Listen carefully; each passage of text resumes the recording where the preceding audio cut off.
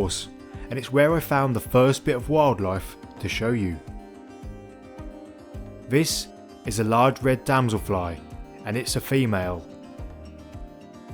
Despite their name, not all of them are as red as this, with females coming in 3 colours, including almost completely black. Then, I noticed something else up ahead. Well, I've just seen a muntjac. It's straight up ahead of me. I'm going to try to creep around the bush and hopefully catch it on film.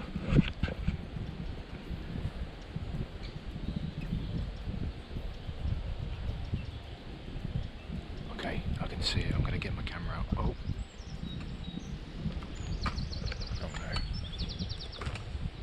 Oh no. It saw me and ran away. It hadn't gone